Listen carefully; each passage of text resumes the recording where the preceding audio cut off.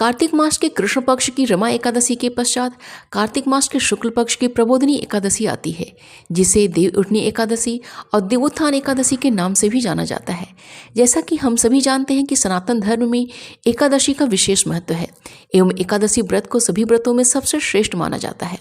पौराणिक मान्यताओं के अनुसार आषाढ़ मास के शुक्ल पक्ष की हरिशयनी एकादशी से भगवान विष्णु 4 महीने की योग निद्रा में चले जाते हैं, अर्थात भगवान विष्णु शयन करते हैं, और कार्तिक मास के शुक्ल पक्ष की देवोत्थान एकादशी के दिन से वे जगते हैं।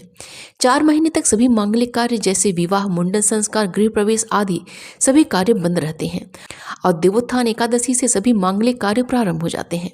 नमस्कार दोस्तों, मैं पूनम पांडे आप सभी लोगों का शक्तिकुंज चैनल पे बहुत बहुत स्वागत करती हूँ। देवोत्थान एकादशी की बहुत ज़्यादा मान्यता है। जो व्यक्ति साल की सभी एकादशी व्रत नहीं करते हैं वे साल की 2 एकादशियों का व्रत अवश्य करते हैं। पहली है ज्येष्ठ मास की निर्जला एकादशी और दूसरी है कार्तिक मास की देवोत्थान एकादशी।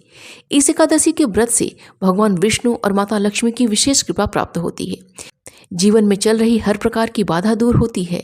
इस व्रत से सुख समृद्धि की कामना तो पूर्ण होती ही है, साथ ही साथ अंत में वैकुंठ धाम की प्राप्ति भी होती है।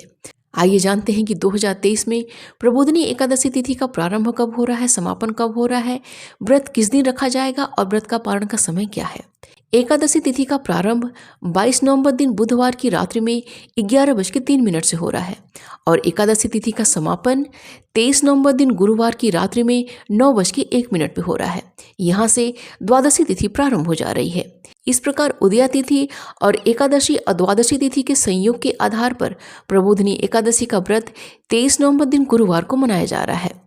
कृष्ण भावनामृत के प्रचारक इस्कॉन मंदिर के अनुसार जो भी व्यक्ति एकादशी का व्रत करते हैं तो वहाँ पे भी प्रबोधिनी एकादशी 23 नवंबर दिन गुरुवार को ही मनाया जा रहा है। इस्कॉन में प्रबोधिनी एकादशी को उत्थान एकादशी के नाम से जाना जाता है।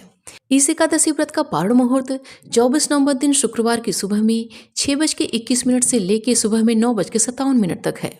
2023 की प्रबोधिनी एकादशी बहुत ही शुभ योगों में संपन्न हो रही है। सबसे पहले तो गुरुवार के दिन यह व्रत संपन्न हो रहा है और गुरुवार का दिन भगवान विष्णु का दिन माना जाता है। इसके पश्चात इस दिन रवि योग और सर्वार्थ सिद्धि योग का शुभ संयोग प्राप्त हो रहा है, जो इस व्रत की महिमा को और ज़्यादा बढ़ा दे रहा है। 23 नवंबर को रवि योग सुबह 6:20 से प्रारंभ होकर शाम में 5:16 तक है और जब रवि योग समाप्त हो रहा है तो वहाँ से सर्वार्थ सिद्धि योग प्रारंभ हो जा रहा है। सर्वार्थ सिद्धि योग शाम में 5:16 से प्रारंभ होकर 24 नवंबर की सुबह में 6:21 तक है। एकादशी तिथि तो स्वयं ही सर्वश्रेष्ठ तिथि है। उस पर गुरुवार का दिन और रवि योग तथा सर्वार्थ सिद्धि योग का संयोग इस व्रत से होने वाले लाभ को कई गुना बढ़ा दे रहा है।